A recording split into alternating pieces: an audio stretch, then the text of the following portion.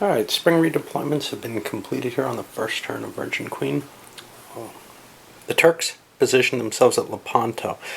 Possibility here, although they're not at war with Spain, one of their cards, the Ottoman Tribute, gives them a chance, well, a means of declaring war on Spain mid-turn. This is kind of like the Henry VIII card. They could be bought off, but they're positioning themselves for a possible invasion of Naples. Basically their view, hey, if the war with France already started, let's just go in, let's do this, get it going. May or may not work. They may just, kind of play things close to their vest until they develop. But that has helped convince, well, first of all, the Spanish moved up here. Not really sure which way to take it, but they want to be here in Barcelona where they can advance on Spain. And actually, they also have their Spanish road card. What that is going to allow them to do is to move over to Milan and shift over and handle Montmorency directly, or they could, of course, work into southern France. Hard to tell which way makes more sense. This is definitely a very ahistorical jump into things. The English chose not to reposition. They figured, hey, we're set up, must be good.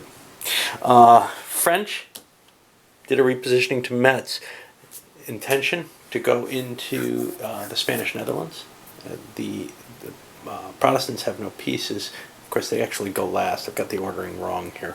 And the Holy Roman Empire positioned themselves here. Now, they had to discard the card that would help here, which is the Imperial Intercession, which allows them to join into a war so that they could become allies with one side and at war with the other. So they could kind of throw themselves in either pro-Spanish or pro-French here, if they so desired. Unfortunately, they didn't want to use that card. Instead, they held on to their patronage card. They're planning on kind of waiting and seeing for a turn. They don't want to get into a war right away if they can help it. All right, well, that's that. Let's go, I guess, straight into the action phase at this point. And we're going to be able to see, people are going to play cards and do things. We got to start with the Ottomans. And the question here, well, how's this war going to turn out? Are the Turks going to enter? Other people are wondering, is the Empire going to enter? Because it looks like they might. The English obviously look like they're just sitting back and watching. But they may do some raiding and stuff. Let's see.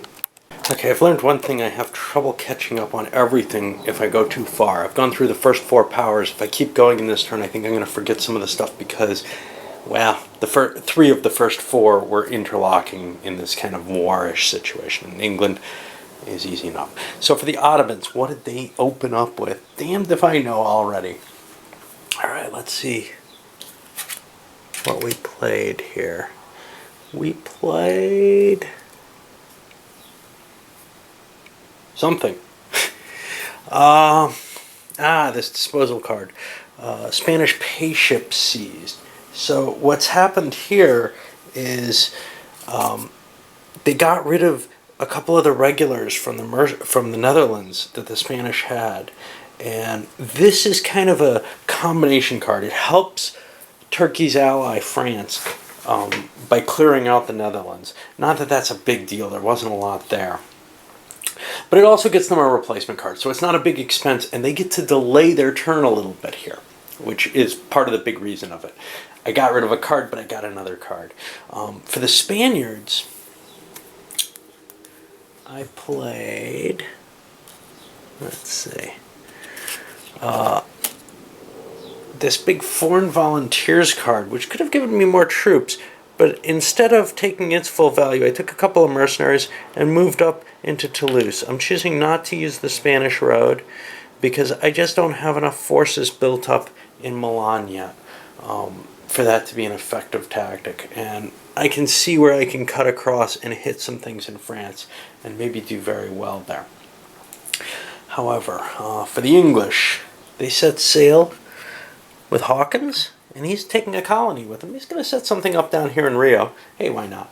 You don't really want to send Hawkins on a circumnavigation because there's too many navigation rolls. He might die doing that.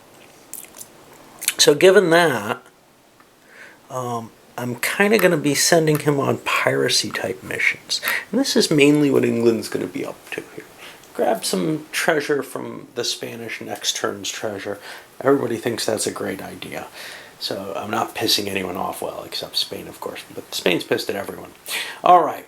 So now, let's see. We go to the French, and the French played the Holy League card, reversing the papacy. They're now French allied, and basically there was a roll-off. The French gave all 4 points into the papacy, seeing it as an important factor, cutting things in half here and preparing themselves to move against Northern, but even more important, getting them to 1 key away from victory. That's scaring everyone now. We'll see where that goes.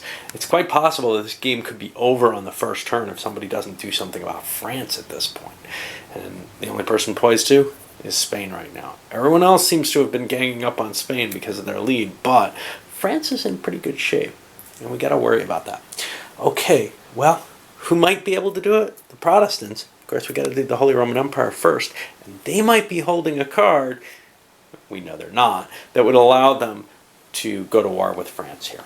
Okay, so we've got, what do we have here? The Empire played Nostradamus' prophecies. This is again a delaying card, in a sense. They got to look at the top 4 cards and pick one. If France had played this, they'd look at the top 8. They were looking for something that'll help them stop France. They got something, but it won't help them. It's just another 3-point card.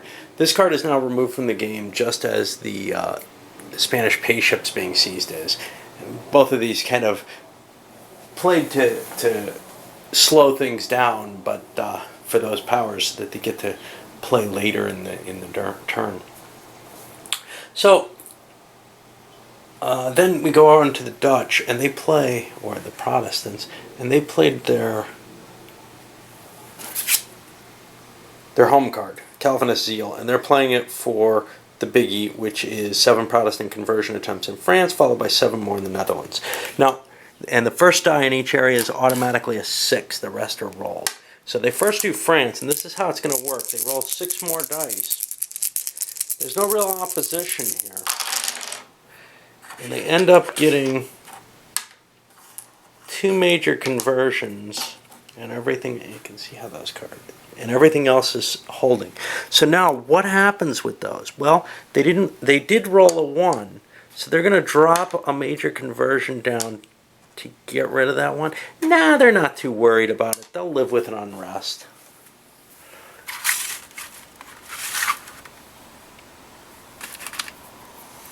That provides problems for France as well, and they kind of feel like they want to give France some problems right now. Okay, it's more important to get Protestant areas. Now, those Protestant areas won't count on the chart, though. That's the problem. Somebody has to suppress that unrest at some point. But we're not going to do that right now. So now what do we get? Well, we get the ability to ignore troops, and what else? And Jesuits. But otherwise, it's got to be in the religious struggle area and adjacent to a space under Protestant religious influence. Okay. It doesn't really matter what kind of space it is, right? It can be a fort. These are majors, so I can make Paris. Well, not right away. I'd have to get to Paris. Oh no, it's right next to Rouen. So we'll do Paris as one of those 2. And the other one is not going to be as easy to choose.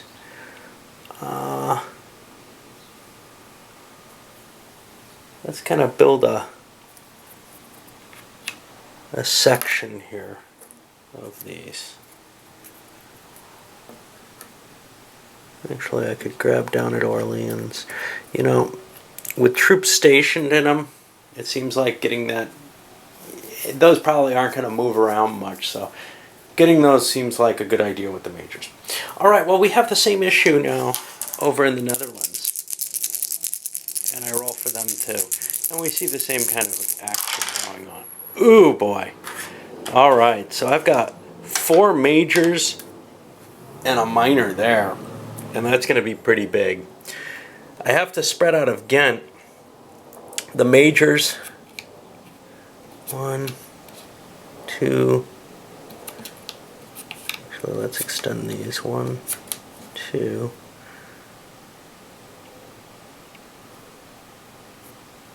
I want to get kind of to Amsterdam. 3, 4. And now the minor has to be adjacent to these. But all those major conversions allowed me to just march across the countryside in a way that normally wouldn't be allowed. Okay, ooh, I have an unrest here. And who gets to choose that? That went over in France. That'll be placed in step 7. The power taking the conversion attempts. Well, I'm going to put the unrest in Orléans.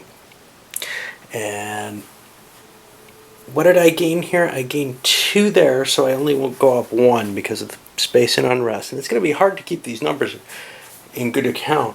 And I gained 5 in the Netherlands area. 1, 2, 3, 4, 5.